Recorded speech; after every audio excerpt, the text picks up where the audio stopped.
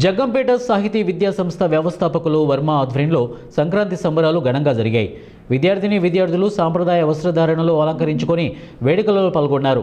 ఈ సందర్భంగా సాహితీ విద్యా సంస్థలు వ్యవస్థాపకులు వర్మ మాట్లాడుతూ అన్ని పండుగల కన్నా సంక్రాంతి పండుగకు విశిష్ట ప్రాధాన్యత ఉంది అన్నారు.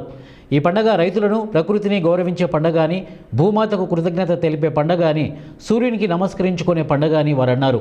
సూర్యుడు ధనస్సు రాశి నుండి మకర రాశిలోనికి ప్రవేశించే కాలం కాబట్టి మకర సంక్రాంతి అని వివరించారు. పండుగ సందర్భంగా జగ్గంపేట పరిసర ప్రాంత ప్రజలకు, తల్లిదండ్రులకు, విద్యార్థులకు అందరికీ శుభాకాంక్షలు తెలియజేశారు. రావడం జరిగింది.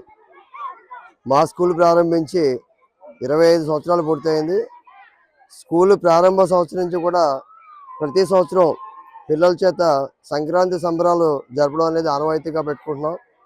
ఈ మధ్యకాలంలో ప్రభుత్వం కూడా సంక్రాంతి సంబరాల పేరిట చాలా భారీగా చేస్తున్నారు.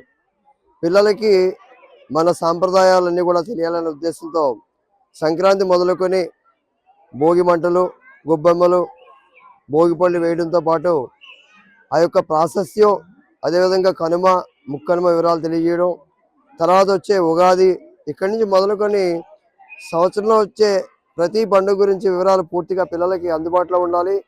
అంటే పూర్తిగా చెప్పడం అంటే పాఠాల్లో చెప్పడం కాకుండా